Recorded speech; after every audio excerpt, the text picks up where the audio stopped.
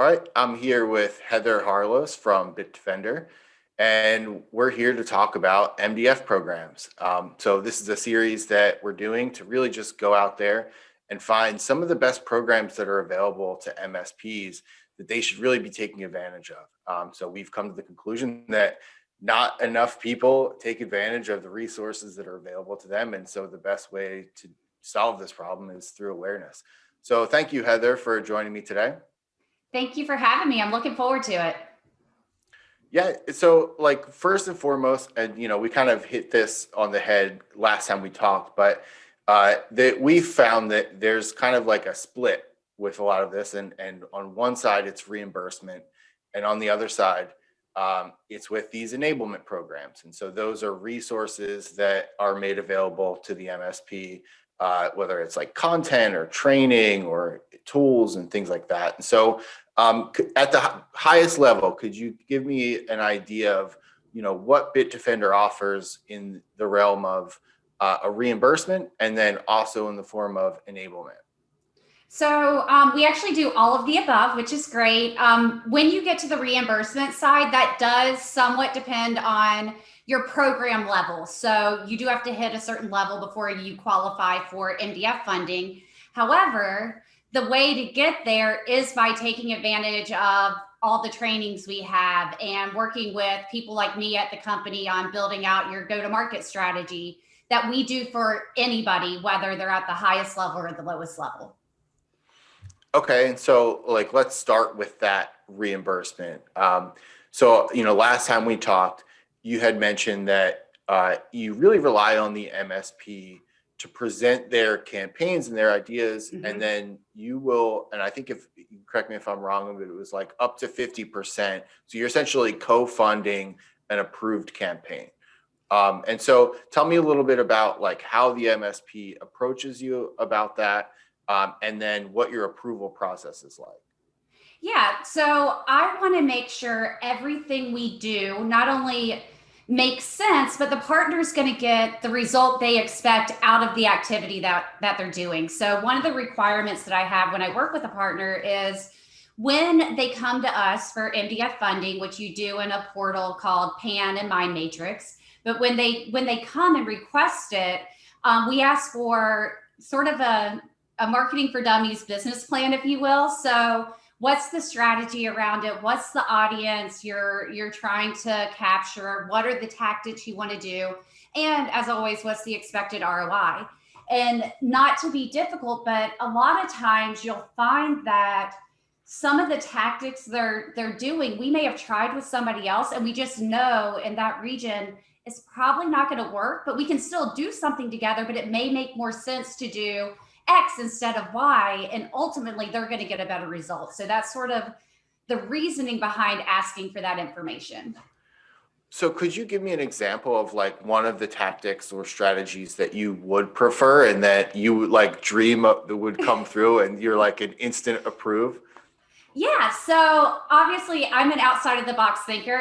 If there was a box, I break every wall known to man. So I always look for things that haven't necessarily been done before, and I can give you an example of one specifically that we did with a partner this past year that was actually one of our most successful activities for the year. So we all know that we're in virtual meeting webinar fatigue. Like people are so tired of being invited to those types of activities. However, what other choice do you have to engage with people? So they came to me and we talked about it, and we were like, oh, well, what if we do an Ask Me Anything panel? Which was literally, I mean, obviously we're going to seed some questions, but it was an opportunity for their customers and prospects to get on with them, another customer that's just like them, same profile, the partner themselves, and literally ask anything they wanted, no real rules around it, and we would answer it. And depending on who it made sense for, that person would take it.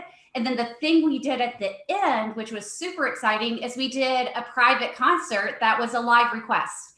So we worked with Selkie from The Voice. I don't know if you're a Voice fan or not, but I'm not, but I'm sure someone in the audience will be. So. Yes.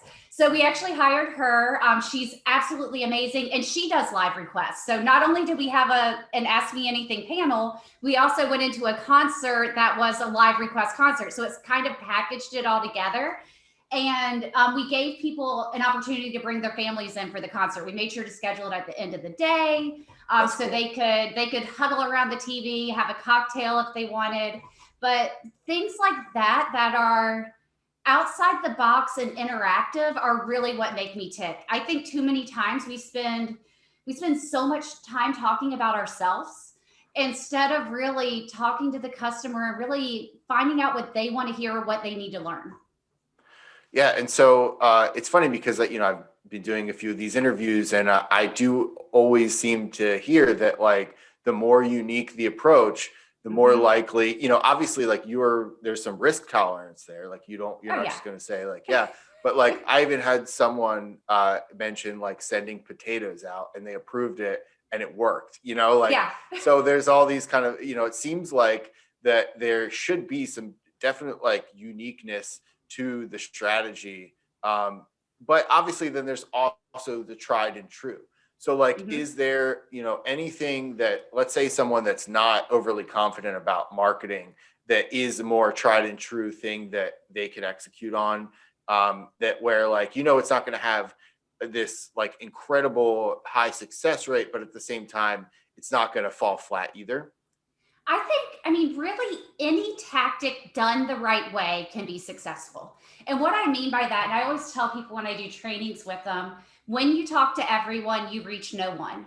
So a lot of times what we do in the technology industry, because technically, I mean, if even look at security, anybody can use our product, but it doesn't matter in the same way to somebody in finance versus somebody in healthcare.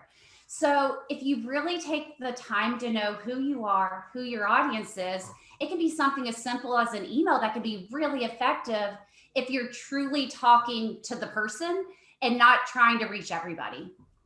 Right.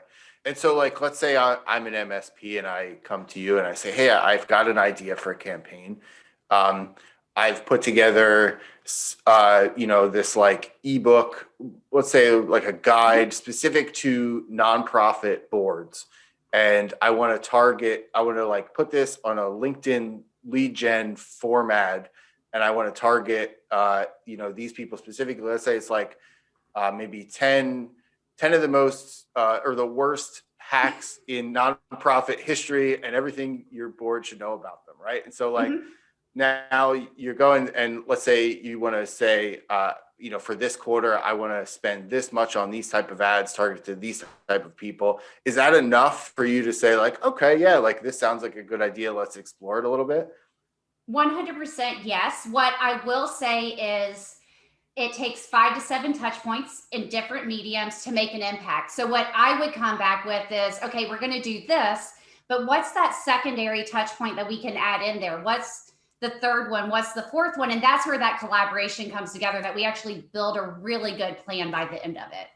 Right. And so like you're saying, okay, so like we're going to get this, let's say they can download this right off of LinkedIn, but then we're going to Mhm. put them into a drip campaign once you Exactly. have their email, and then we want to nurture that ongoing. And then so now there's an actual like acquisition strategy beyond just getting their email, and it's a full funnel approach. Exactly. And then maybe you add in something where, I mean, like what we're doing right now. You could have a 2 minute video that you have out there that they can easily consume. That's just a little snippet, but people are more likely to actually listen to that than they are to download and actually read something right away. So there's things like that we can build in and get creative together, that ultimately are gonna improve your results.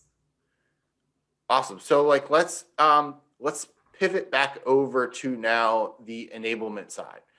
So just a brief recap of the reimbursement. It sounds like pretty much go through your program. You have it already set up in a portal, correct? Yes, that's Uh, correct. yeah, so you can just apply for the program, and then if approved, obviously like it's like a 50% Mhm. co-funding. And so Yes. now over on the enablement, so give me a little bit of background on that. What are the other more like tangible things that you offer that really will help them if they're not qualified for co-fund? So from a enablement standpoint, think of us as an extension of your team. You have access to our employees, whether they're sales, technical, engineering, to actually join you on calls, do one-on-one trainings with you or your engineering teams to get you up to speed. We have self-service LMS systems that you can take classes. Anybody in your company can take it. Anybody that's a partner of ours has access to that just by being part of the program. You don't actually have to pay for those trainings, which I know is a lot different than some of the programs out there where there is a cost to take the training. So those are some of the easy things. What I will say is I do think the human capital element and really treating us as that additional team member to make your company bigger than it might actually be is probably the most valuable resource. And I do think that those might go undervalued for the sole purpose too of like, sales, like if you get really good sales and marketing people on your team, Mm-hmm. whether it's just a part-time basis or a freelance even, um, it does help for them to have some base knowledge of like the industry, right? But like Yeah. as a busy MSP, do you really have time to train a non-technical resource on just the general, like here's what you need to know?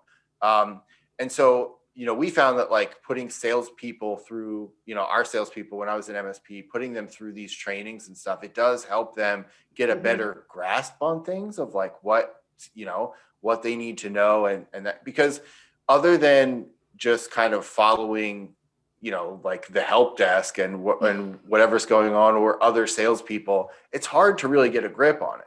And I feel like they also, you want them to be confident going in. And if they are doing sales, the last thing they want is to feel like they're under equipped. So is Yes. that, part of that program is that like really taking those people under your wing and helping them like better understand what they're selling and then giving them that confidence that they need to succeed?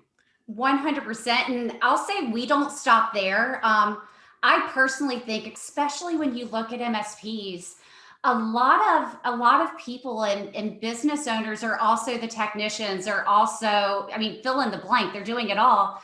But a lot of them started out in it as engineers, but maybe they don't understand the marketing completely, or they don't understand the business side fully, or to how to have that actual conversation.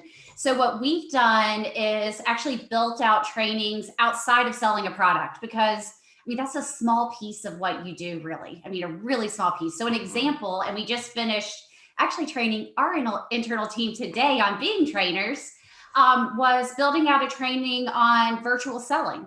How do you effectively sell in this new virtual world? And we all know it's never going back to shaking hands and kissing babies 100% of the time.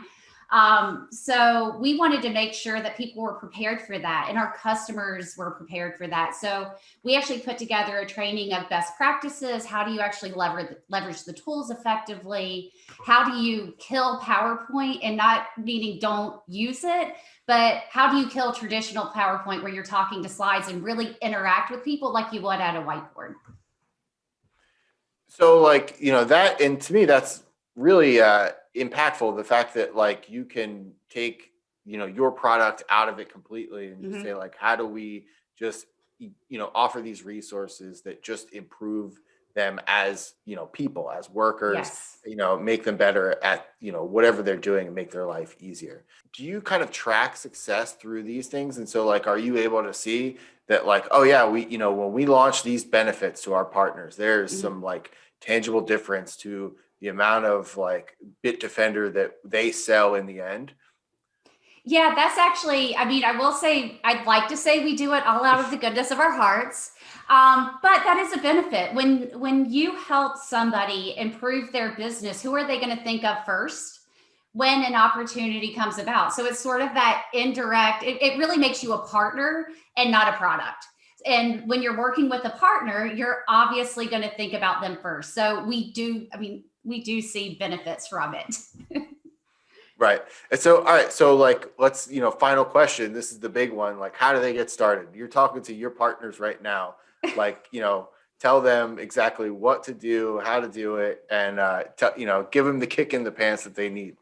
Yeah, so obviously Bitdefender is 100% channel. So first step I recommend is going to your RMM platform distributor of choice and talking to them. But we have on our website, you'll see an option to actually sign up for the partner program in the business section. And you literally just go fill in a quick form and you're pretty much up and running. I just recommend going through your distributor just because you already have that relationship, you're comfortable, and they can help you along the way and follow that process for you to make sure it happens as quickly as possible. All right, awesome. Well, thank you, Heather. I appreciate your time. Thank you.